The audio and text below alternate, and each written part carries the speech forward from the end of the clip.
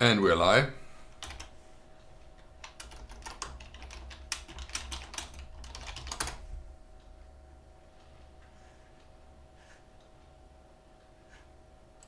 Good morning, guys.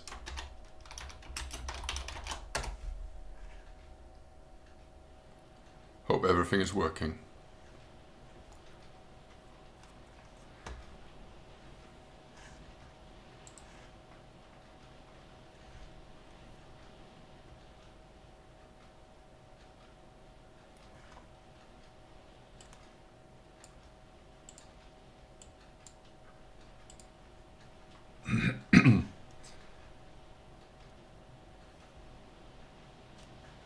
I have been long the DAX over the weekend. I argued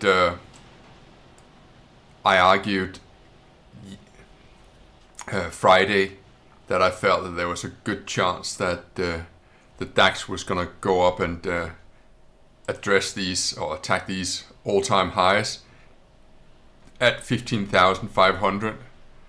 So I've essentially I've stayed long here on my account.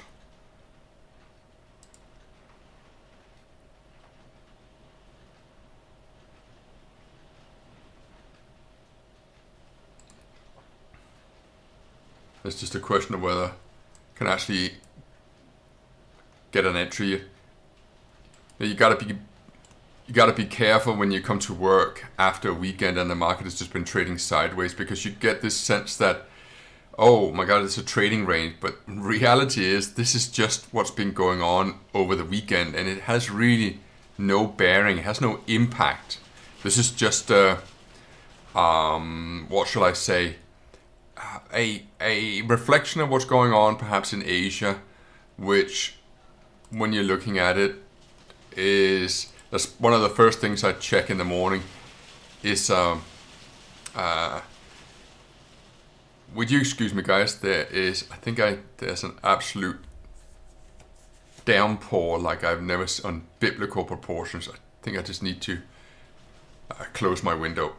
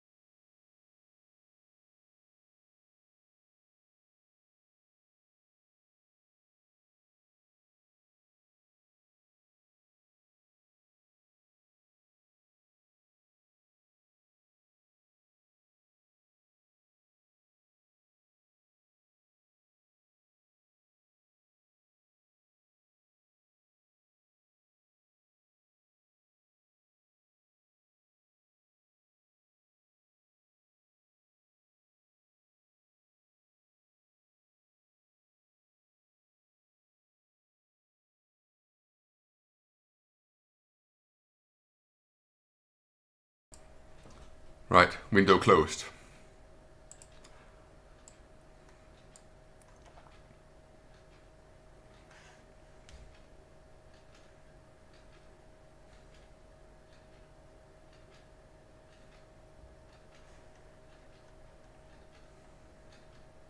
So again, this is the DAX index. So we're 5 minutes into the session. That's a pretty good movement at the open. And it was already a gap up.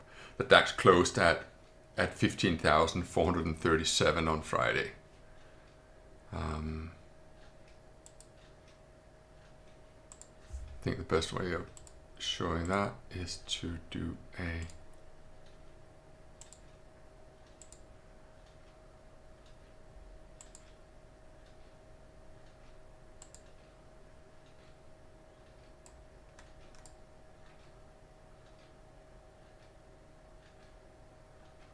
what is it, 37?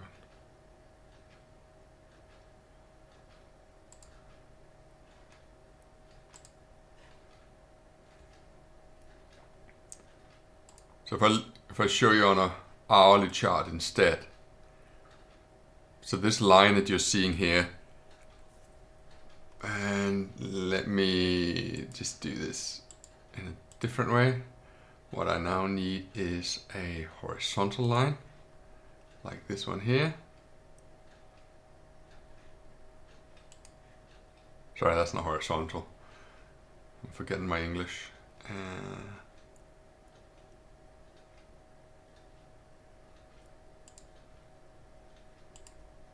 There we go.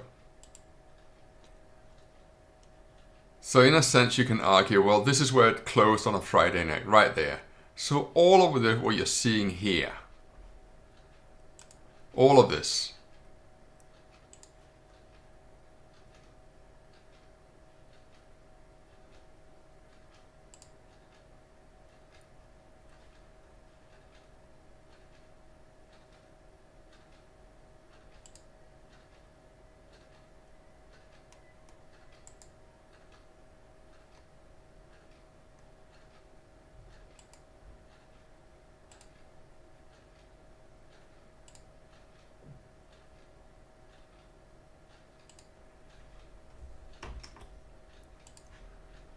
so everything that you see in this box here, well, you could actually argue, well, that's just nonsense.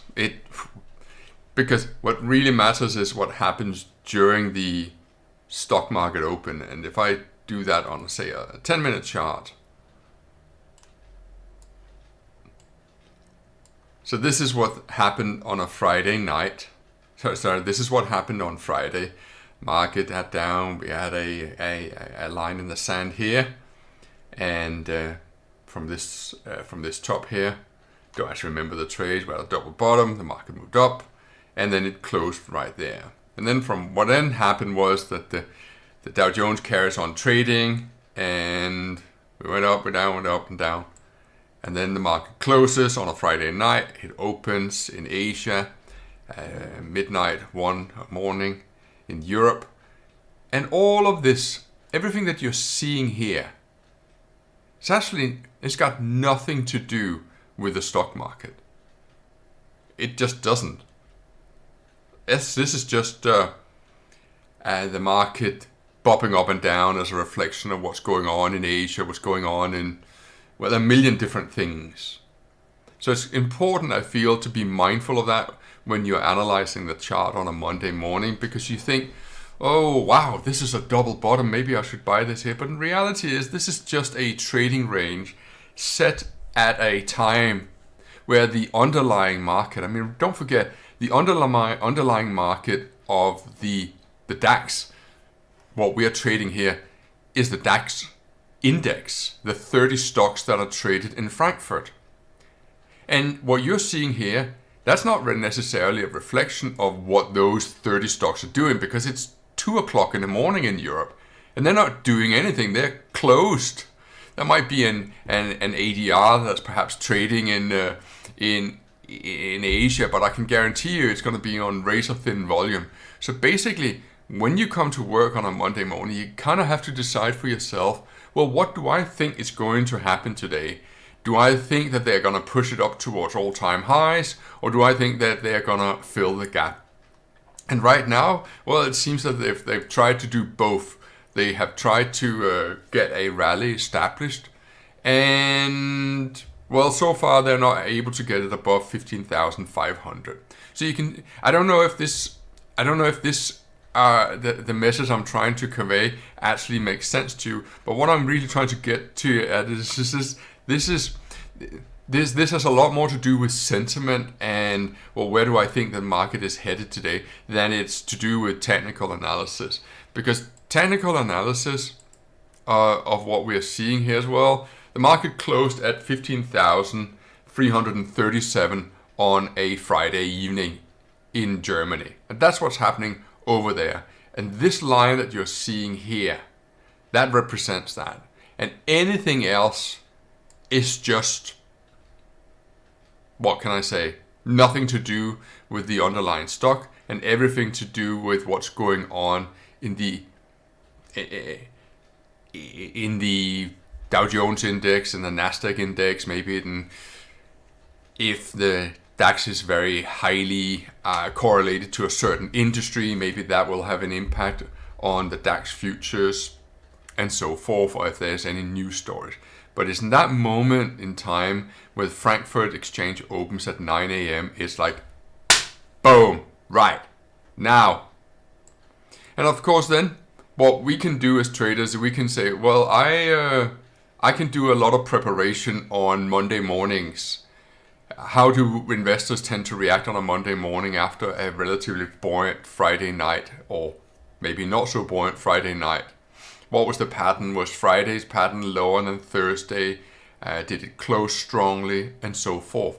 So if I was to buy the DAX right now, which I certainly would be inclined to do, because I think they are going to push the DAX up towards all-time highs. And as you're looking at from this perspective here, you think, well, yeah, there's probably gonna, it might be that we are in the latter part of the move, but if you're looking at, say, the weekly chart, you might be thinking, well, it could also be poised for a big breakout. So I think it's important that you try to differentiate between being a trader and being an investor, and being a day trader, a swing trader, and then acknowledge that there are certain times when the market is more likely or more poised to make a move, and Monday morning is certainly one of those. Now, it may also be a good idea to take a look at what's going on in, say, other related indices in Europe, in particular, say, the FTSE index. And the FTSE index is, well, if you look at the weekly chart in the FTSE index, you say, well, it's not doing too badly. It had whether this is an all-time high or not, I'm not so sure.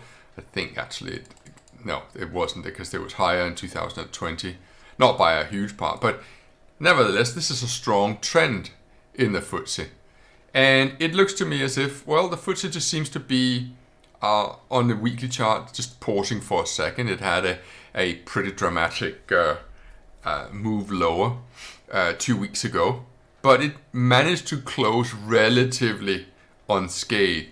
Then we had an inside week last week, and you think, okay, so we're just bobbing around comfortably in the middle here. So you may think, well, what lessons can I draw from an inside bar? Well, you can begin to look at other inside bars. So for example, there's an inside bar here, and you think, well, what happened in the following week once it addressed the lows or the highs? So you're beginning to build up a game plan that isn't just driven by a little bit of technical analysis, which quite frankly, at certain times, may not give you an accurate picture of what's going on. If I was told, well, this is the real trading session, I might be thinking, oh, okay, this looks really good. But when I'm told it's not the real trading session, in reality, it's the outside hours, I'm thinking, right, okay, well, it's still a breakout, but I am probably going to let the first 15 minutes play itself out before I commit. Or maybe I want to be in right from the get-go because I'm thinking, well, early worm catches the bird. So for me, it's really important when I prepare for a trading day that I give myself some pointers as to what I would like to do, because otherwise I feel like perhaps I'm just at a ship thrown out in a storm, and I really don't have a game plan. I don't really have a raw order, and I am perhaps just being thrown around in the turmoils of the alternating waves during the morning session. And then when I then add to it that it's also a bank holiday in Germany, in France, and in Switzerland, all of a sudden I might be thinking, well, there is a tendency during holidays to see these more exaggerated moves, and that's not necessarily a bad thing. I wouldn't like to use the word manipulation, but perhaps I would use the word that moves can happen because of thinner volumes. And there's nothing wrong with that. There's nothing wrong with thinner volumes for us to jump on board. So that's sort of an insight to perhaps how one could approach a Monday morning start.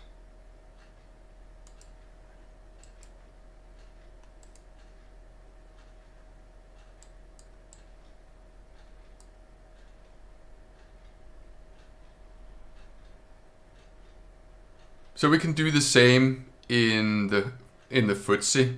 The FTSE here just touched 7,022. Now, if you had ignored this and you looked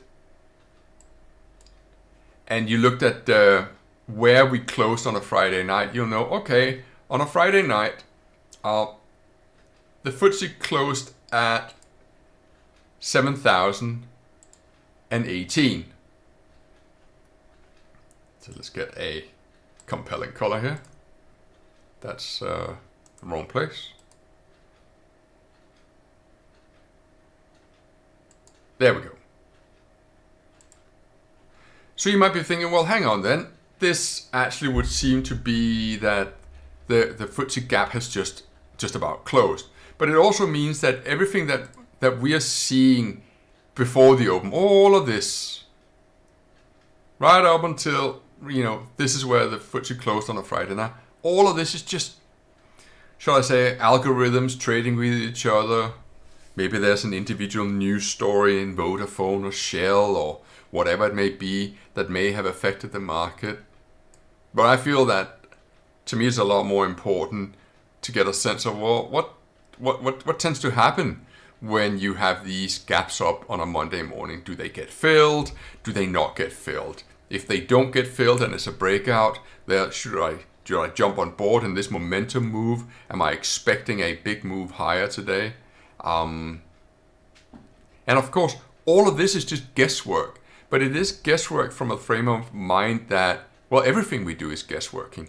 We're trying to do the best that we possibly can with the information that we have available.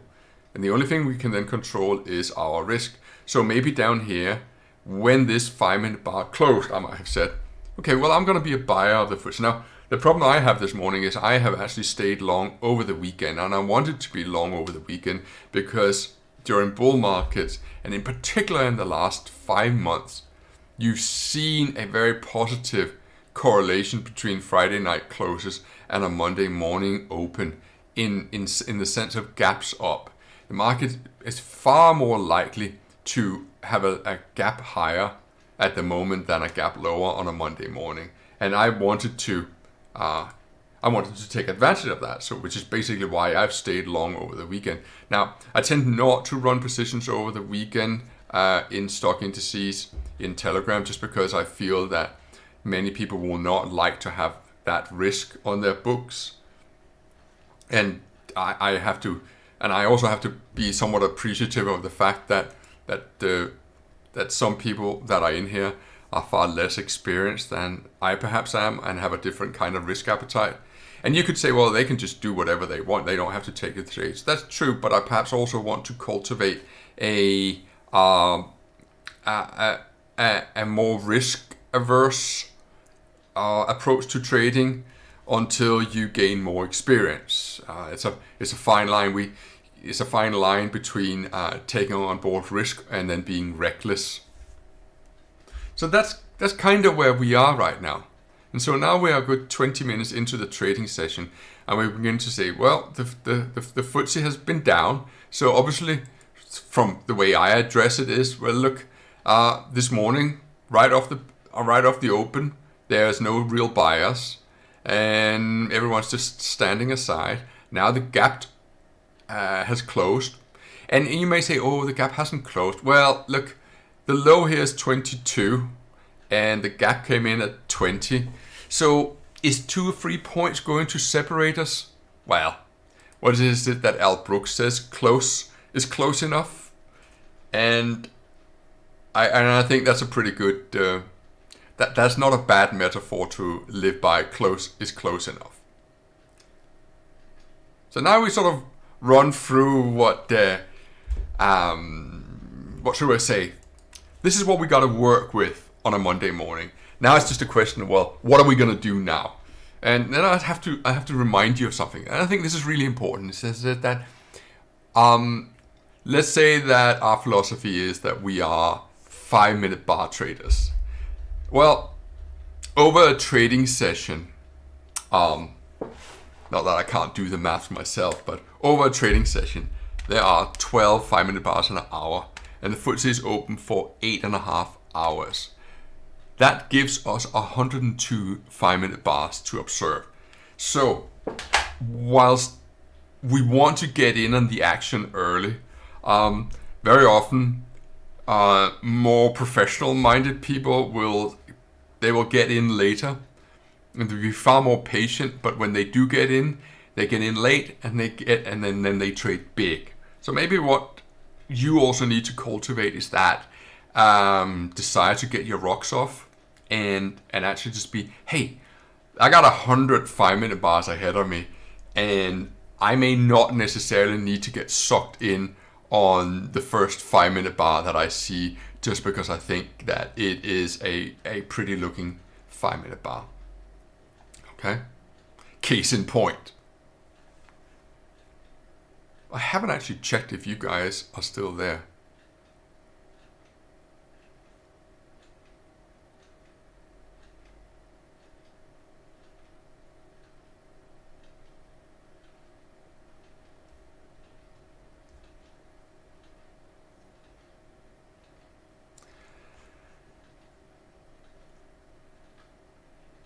Yep. Sounds good. Everyone's there. I can see you're discussing different things. Good.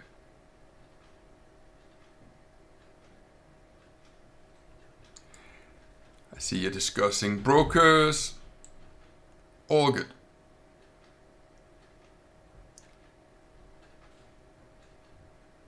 I see some of you are trading with IC markets. You really want to be careful with that. You think that you're getting a good deal, but once I show you my research into IC markets, I think you might think, that is, didn't see that coming, but I don't have time to do that now.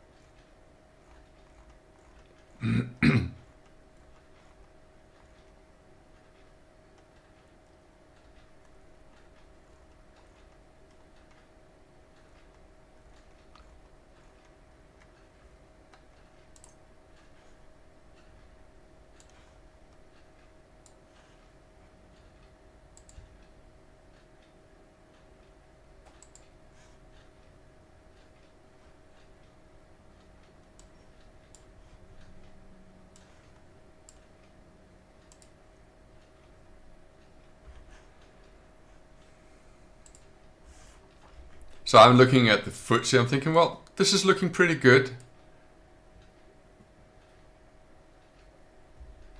Right in the middle. So if I get an opportunity down here, and this bar closes in 15 seconds, quick look at the DAX. Actually, the DAX might be better, but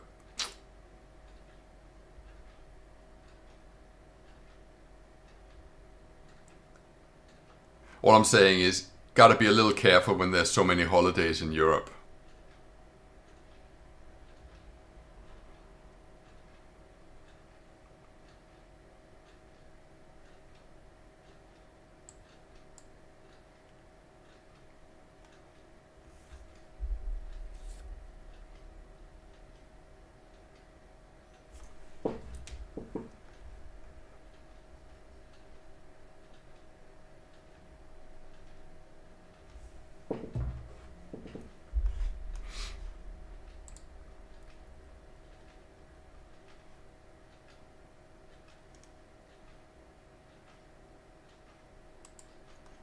One market that often moves really well at this hour that I haven't got a position in right now is the Nasdaq. Now take a look at this.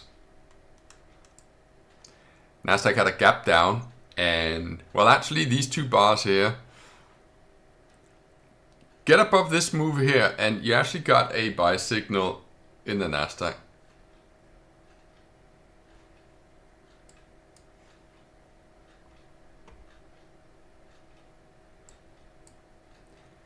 Double bottom. But again, just be mindful, this is an overnight market. You know what we could do? We could take a look at cryptos.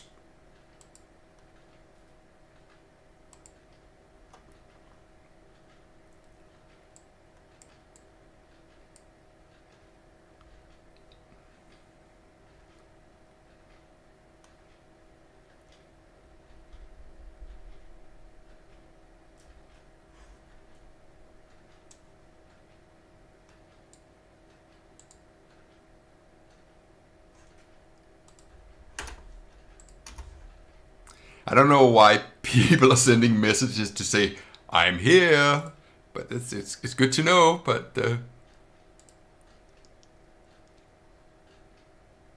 it's like, okay, I'm glad you're here.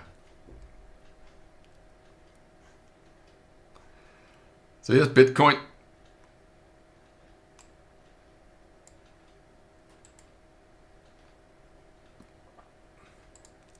So, I guess that depends on what your philosophy on Bitcoin is here. Big move down, inside bar, breakdown. But whenever you see a breakdown on two inside bars, what you're seeing here, and then you actually begin to trade higher, I actually would dictate a long signal in Bitcoin. I haven't actually ever called a Bitcoin long position here. And I'm thinking, not sure how it's going to be received to have yes, we need a 1500 point stop loss.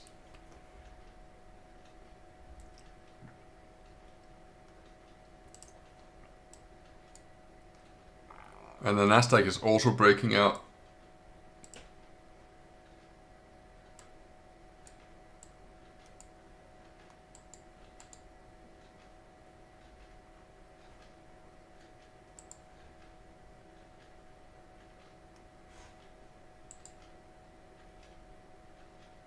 So this is the DAX we're following now.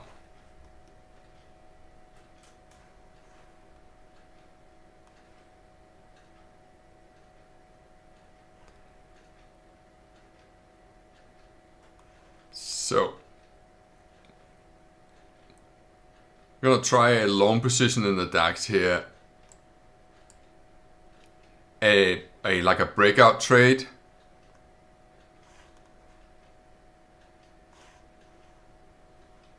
But I'm gonna do it in a little smaller size, because we're breaking out here.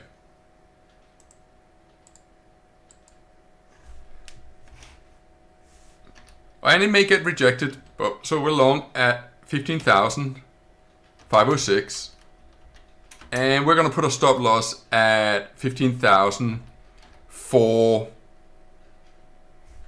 Let's put a stop loss down here at this bar here. So let's call it at 470. So what we are hoping to do is,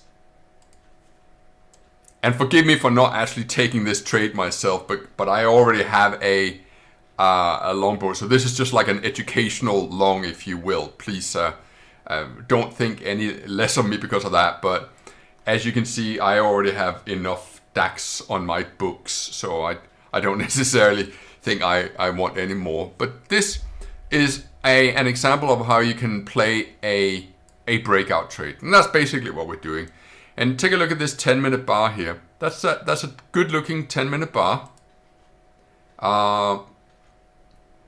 Closes right at its high, has very little tail. And now we just gotta hope that the next bar here will follow through. But this is, from a technical analysis point of view, this is about as classical a breakout as it comes. Now, you may disagree, and of course, that's what trading is all about. You may think, oh no, I would rather sell up here. Perfectly understand that. I absolutely with you. It's just that what the old saying is that in bull markets, resistance get overruled, and in bear markets, support get overruled. Or I think it's probably not the right English word I'm using here. But in terms of me explaining a trade, this is about as classroom as an example I can get. And then, just also being mindful that trade setups like this, they'll work 60% of the time, and then 40% of the time they will not work. And so what we have to do is we have to say, right, I'm playing a game here, and this game is I will be right 60% of the time, and I'll be wrong 40% of the time. So of course, how can I make money from that? Well, you can, because if you flip the coin 100 times and you are right 60, well, then you'd make overall 10 more winners. So where does that leave us? Well, that's where we can begin to make finesse on our approach to trading, because then we can add to our winning trades when we are in a trade. So we can say, okay, look, what happens if I, for example, added to the DAX right now? So, okay, well, if I were to add to the DAX at this very second right now, I could say, well, I could be a buyer. Come on. I could be a buyer right here. I am getting better at this charting package. Ha! And if I were buying right here, do I still want a stop loss on the other position down here? Well, maybe no. Maybe I then want to move my stop loss up a little higher. And the problem we have is that once we start adding to winning trades, it reinforces a positive, shall I say, impact. It reinforces good behavior to add to the winning trade. But add to winning trades is not without risks, because now all of a sudden you got two positions rather than just one position. And as a result of it, you're double exposing yourself as opposed to what you did before. So it's a good idea then that you at least try to move the stop loss on one position, and then you take on another, and maybe you want to have the stop loss on the other position where the stop loss of the new position is. So there's many permutations in how to play adding to winning trades. And adding to winning trades is not for the faint at heart. You really need to know what you're doing. And you may also decide to say, well, my first position was, say, just to grab a random amount, I bought 10 euros a point here. So my second position is not going to be 10 euros. It's going to be 5 euros, or some percentage of the original stake size.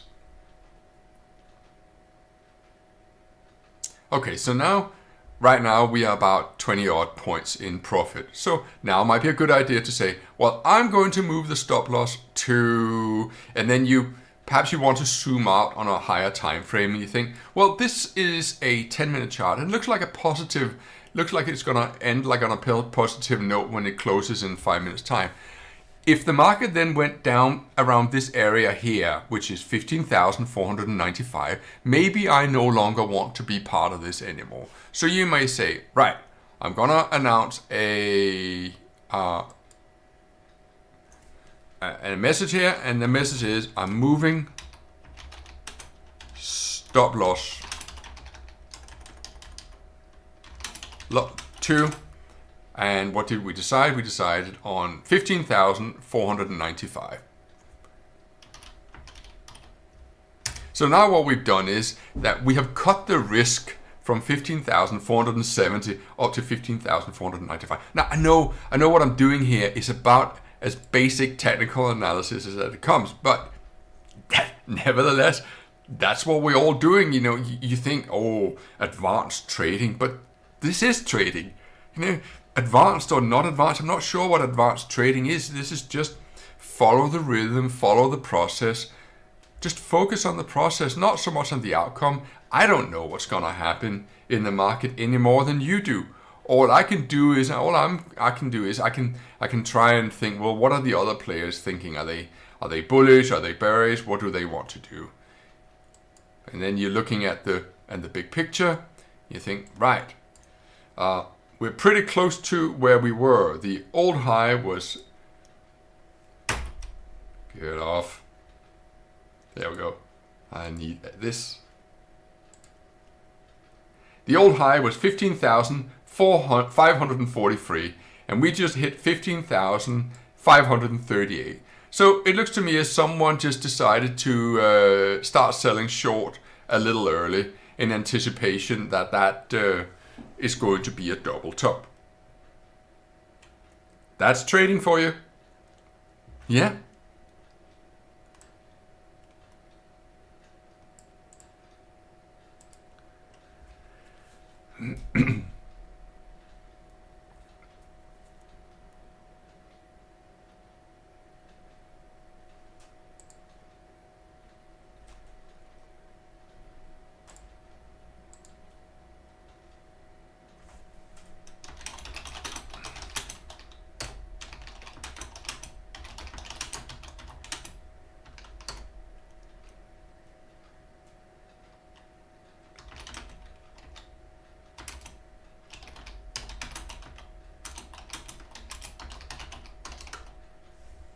I got someone has asked me a question here on Telegram, and I'm not sure I understand it.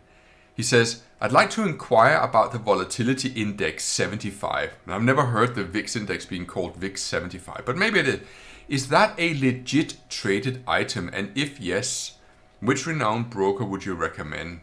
So, well, that's an odd question to get. I'm looking at CNBC, and under the U.S. market it says VIX. So yeah, VIX is a legit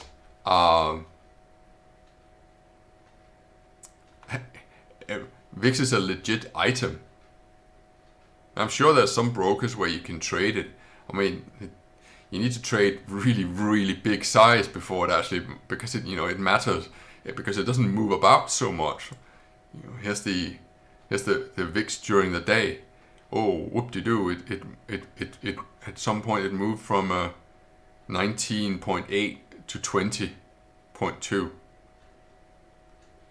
So you need some size behind you, but yeah,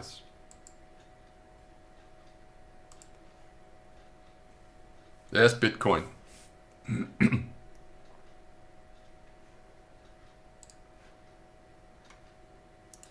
So here's our DAX trade. Nice and slow.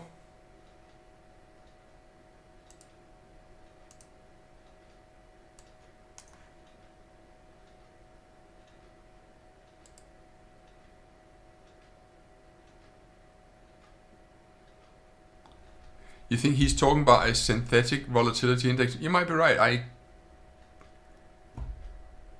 I don't know. Anyway, I was wondering if I could just do a time test.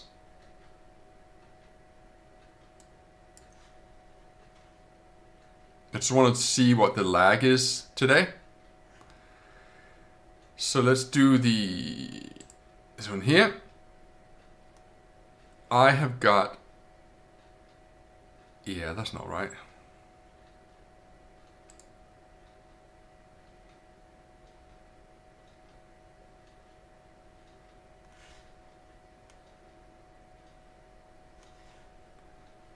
That seems to be quite a big lag today. I think what I'm going to do is I'm just going to put on a pause screen and then I'm going to reset.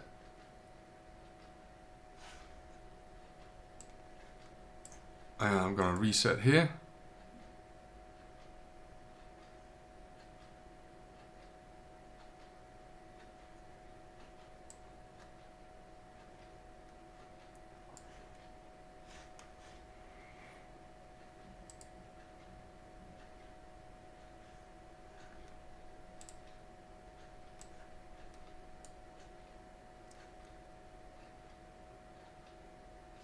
I got a 3-second lag.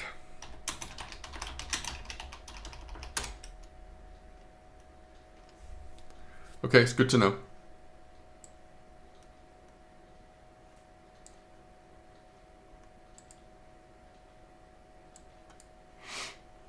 Some of you are talking about IC markets. I think I'd like to show you something.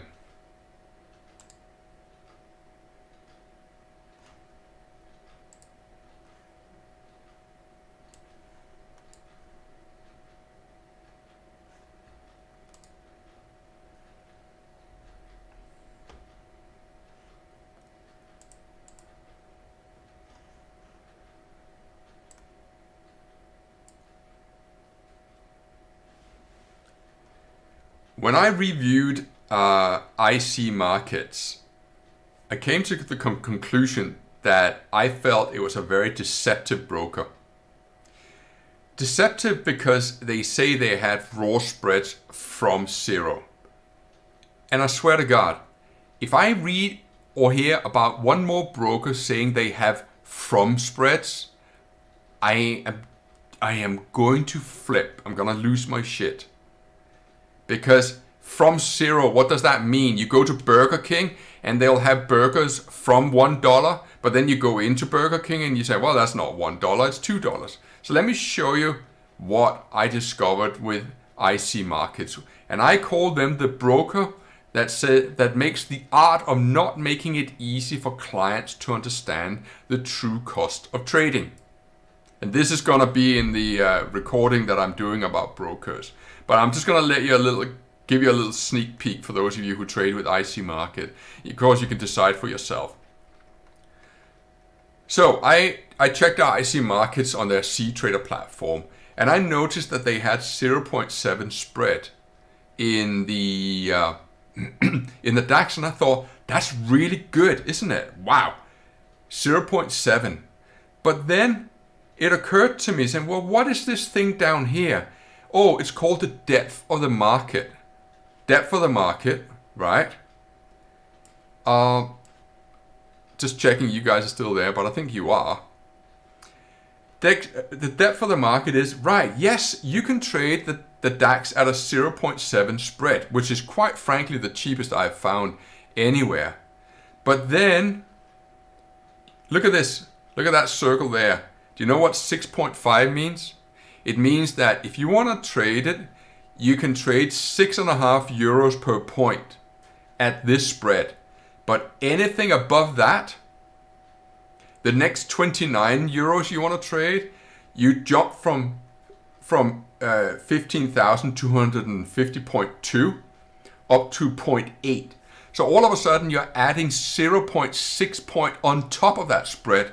So all of a sudden, if you're just like a guy who trades even just 10 euros a point, you're not trading at 0.7. Not at all. You're trading at least 1.1. But Okay, you think you think that I'm joking here, but take a look at this. When I trade €100 a point, and I think the absolute freaking joke of IC markets is that if someone like me who trades in clips of 100, and I go through this kind of depth for the market, do you think that I can trade at 0.7 spread? Hell no. I would pay 3.81 in spread with IC markets on €100 a point.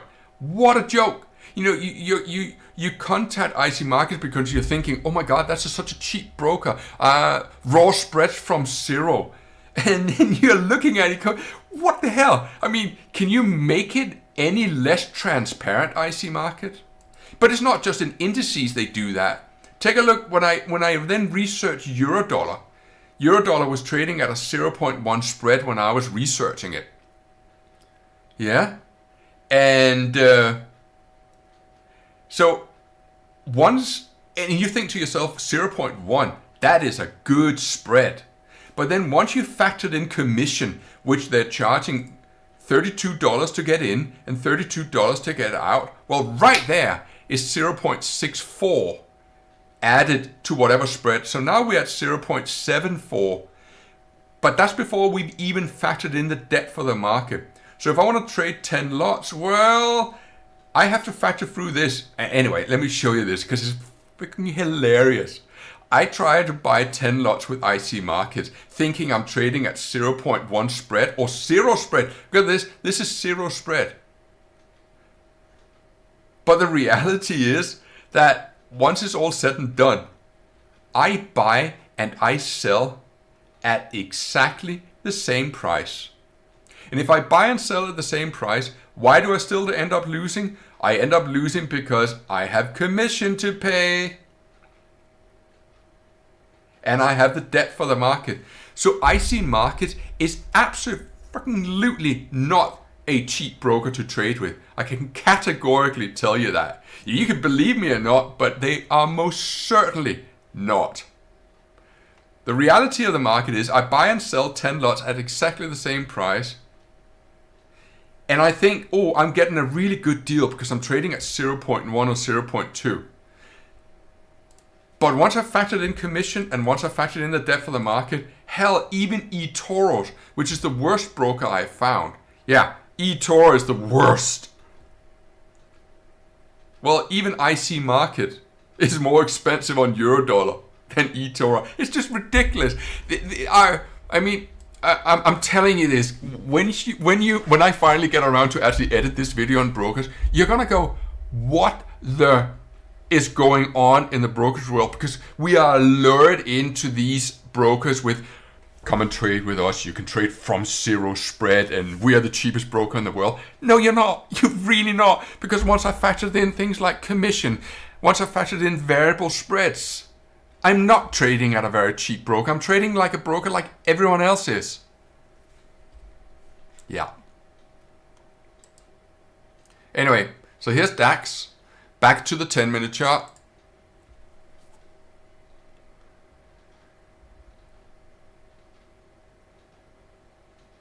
And why would I use Ninja Trader? What the hell? Why would I use Ninja Trader?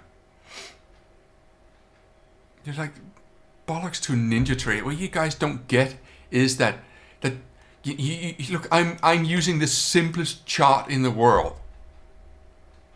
And you think that all your MT4 AIs are going to make you rich. They're not. You want to get good at trading. You want to make money trading. Just get to the grips of the realities and understand that this is just a psychology game. Anyway, look.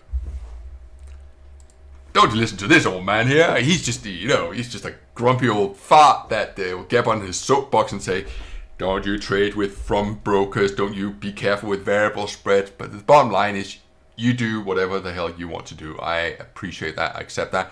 I don't care who you trade with.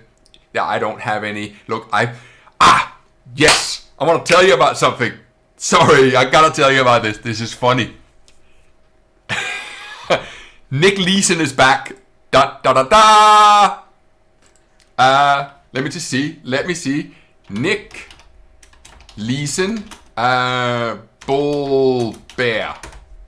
Yes, there we are. Bull Bear Capital. And so Nick Leeson, there he is in all his might. Hello, Nick. Hello. So he does live trades, and you can get it for free if you sign up with Arbitrate. But that's what I mean. I'm not. You can be here. You can trade with whoever the hell you want. I don't give a who you trade with. I'm not somehow saying, well, I got a deal with Arbitrate, and so if you trade with them, I'll give you my my trading room for free.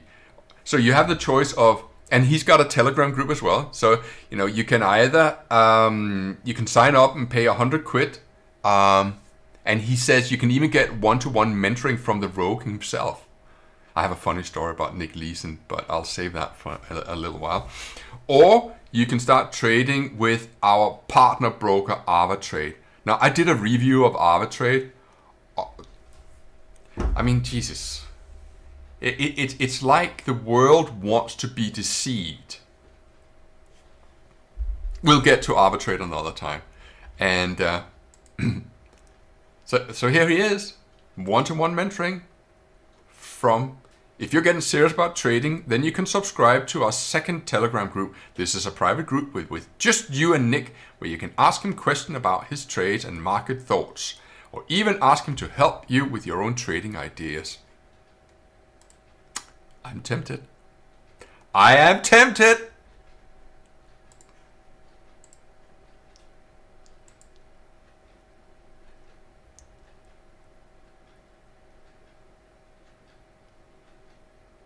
Anyway, let me just, let's not let this trade run out of hand here. Everything is looking, it's just pretty good. So let me tell you a story about Nick Leeson. It's not a bad story about Nick Leeson, but when I worked at City Index, my friend and I, we decided that we wanted to put together an event for the City Index client. And we decided that we wanted to get a famous speaker. And so we decided, let's get Nick Leeson in.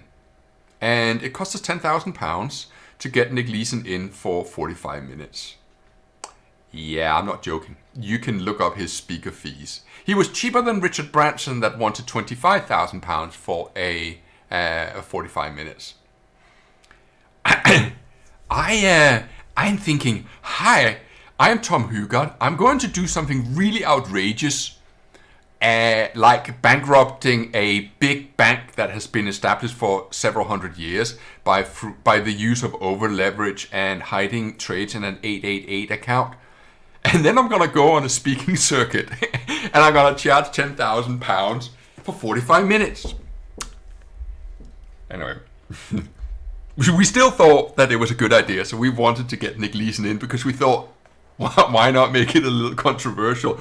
And both my friend, my colleague at City Index, Stuart was head of marketing, and I was I was the chief market strategist, posh title. We thought, well, it's certainly gonna raise some eyebrows, so we paid the fee, and we were in communication with Nick Leeson. And then our boss came in and said, you're not fucking getting Nick Leeson in. You're not. And we thought, well, hang on. It's not like his story is a secret. No, it sends the wrong message. And I said, well, maybe he's got something interesting to say. I mean, the guy has taken a psychology degree. He's written a book. He's come clean about everything that he did. I mean, he's relatively open and honest about it, and give the man a chance to build his life back together again. But no. So I went into my boss's office and said, okay, understand, you don't want Nick Leeson because you think, but can I at least then, at that time I had a website called TraderTom.com, and said, well, can I at least make use of him? And the boss's name was Lex. He was so fucking anal. It's like, oh, Jesus, man, get over yourself. And he wouldn't let me then. We'd already paid the fee, so what's it to him? The money was gone. So I thought, well, then I'll just put up an announcement on Trader Tom. Come and listen to Nick Leeson for 45 minutes in London. No, it was not Lex Van Dam.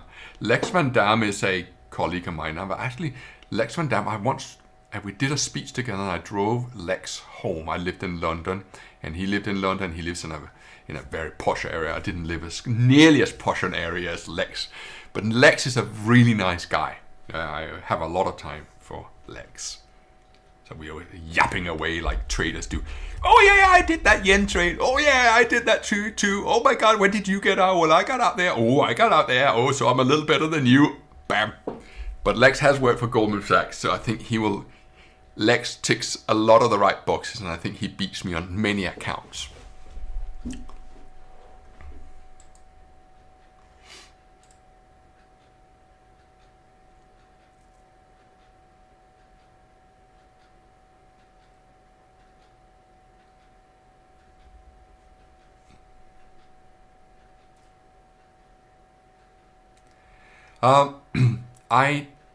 I don't know about Anton Krill.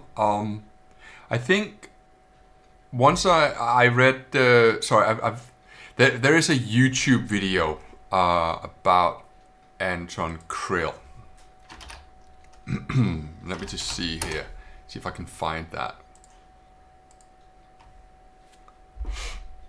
Right, okay, I agree. There you go. So if I search for Anton Krill. I don't know if I pronounced that, but there's this speech. All right, Anton Krill annihilate retail brokers and trading educators, and he's got 3.5 million views. And I'm just thinking, why are you annihilating trading educators when you then go on to do trading education? Sorry, what am I missing here? What you are about to see is the real truth about the retail brokerage industry, so-called trading expert, trading educators, and retail traders. Share this video and help educate others. Yeah, but he has assembled his team with himself and this institute for whatever it is, and they are traveling around the world. And what are they doing? They're educating, and they're not charging. You have to pay a pretty penny to be educated by Anton Krill. And so I'm thinking, well, what is this video about, and how can it attract 3.5 million views? Because basically he's saying all trading educators are really bad, but I'm a trading educator. What am I missing here?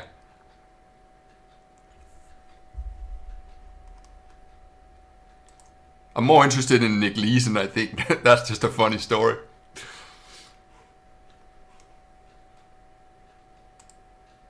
It's like, okay, I'm a trading educator. I educated as to why I bought the DAX earlier. Am I now a bad guy? Should I be tarnished with that? Oh my God, Tom Hougaard. He's a trading educator. You be careful, he's devil spawn. He's probably from Denmark or somewhere like that, where they just churn out evil people.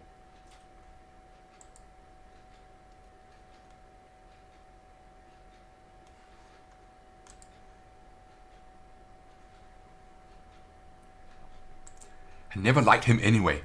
He's got a funny accent. Anyway, anyone else that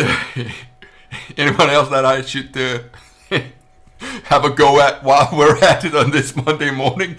Poor Nick Leeson, poor Anton Krill. They don't deserve that.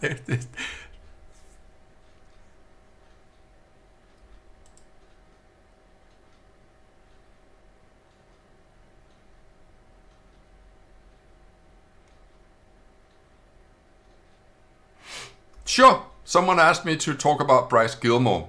Now, this guy here, he's schooled by two very important people.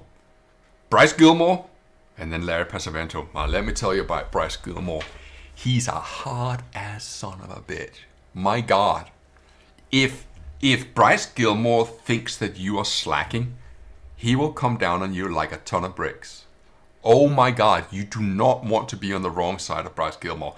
Now, in my book, that's a compliment. The guy is just hardcore. Sorry, I keep looking up there because whether I'm yapping away or not, I am actually following the DAX trade. Okay, I'm just so you know. And what I think should do, I think we should move the stop loss to break even. Yeah, just stop loss at a break even. We can't lose. We're 20 odd points in profit. Maybe it's gonna be a breakout day. Maybe it not. I have the deepest admiration for the talents of Bryce Gilmore. His books are over there on my bookshelf. I think he is a thoroughly nice guy, although he has a rare ability to hide that niceness behind a rather harsh exterior. But he means well and he wants well. I don't know how active he is anymore. I called him a year ago and asked him if he wanted to come on the Telegram channel and speak to people. And he kindly declined and said, he wasn't doing much anymore. So whether he trades or not, I don't know. But I will say this to you, that if you are fortunate enough to get hold of his books, and they're very Fibonacci based, very ratio based, so be mindful of that. You wouldn't have wasted your money. It's good value for money. I have the books, but I also have some of his. When I was in his group, it was called the Group 144. He gave us a lot of the chapters away, and I still have those. I'm not sure whether I'm allowed to give them away or not, but I'm sure I'm not. I'm sure he won't mind that I give away a chapter or two. So just remind me in the Telegram group, and I'll post them. But as I said, it's very ratio based. Excuse me. Okay.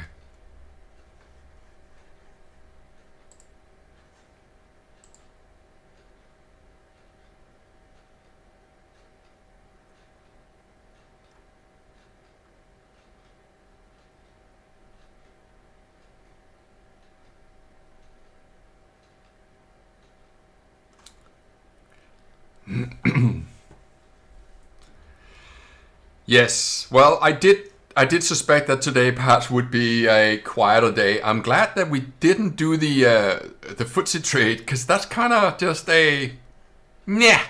Take a look at that. Can someone give guys? What do you call that when someone has got a heart attack and CPR? I can't remember. Anyway, we need to give this little index here artificial respiration. Come on. It's flatlined.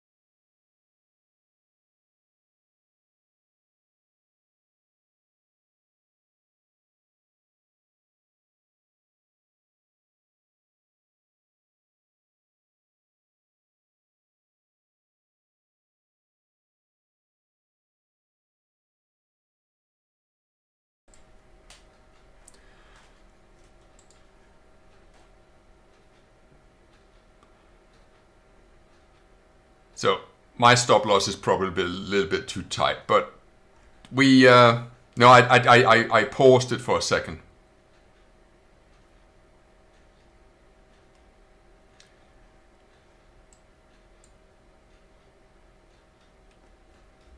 Look, I didn't have high expectations for this trading session, I'll be honest with you. I thought, well, look, maybe the market will break out. Maybe I should take my 30 points and run, but I decided not to. I decided just to give you some education, teach you about a breakout trade. Cardiopulmonary cardiopulmonary resuscitation. Cardiopulmonary resuscitation, cardiopulmonary resuscitation, cardiopulmonary resuscitation. I'm foreign.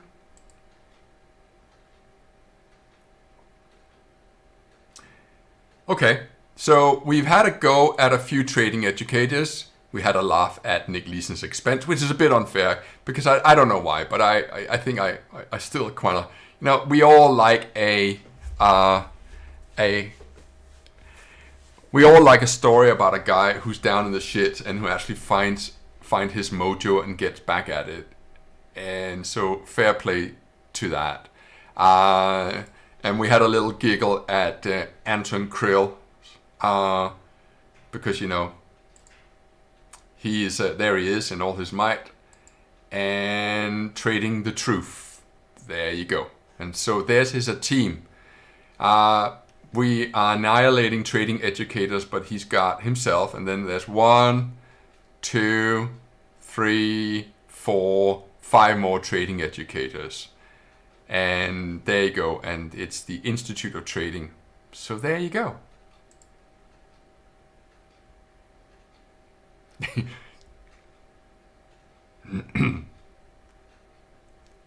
There's another one here. Could this be the best trading advice ever? I don't know.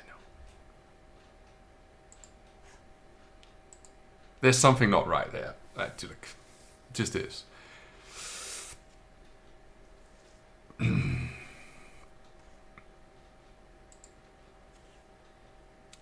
Oh, someone just mentioned Greg Seger.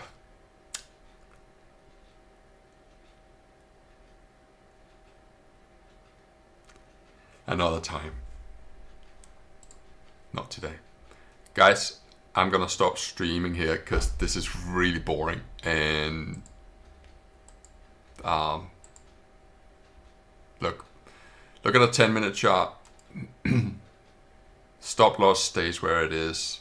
Really, stop loss I would have preferred to be down here, but I'd rather not have any risk. Let's hope that we are going to no. Let's hope that the US session is going to be a little more exciting. I will stop streaming now.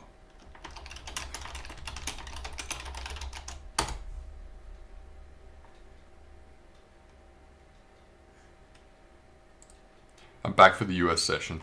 Adios amigos. See you later. That was really fun this morning. I got to have a go at various trading educators for saying, all trading educators are crooks. Come and join my course. And Nick Leeson, hey, you can get my trading signals if you trade with Arbitrade. What the fuck? I'm gonna start charging for my Telegram service. I got 8,000 subscribers. Did you know that if I charge you all 100 quid, that would make 800,000 pounds a month? That's not bad, is it? I mean, that's a pretty penny. See you later.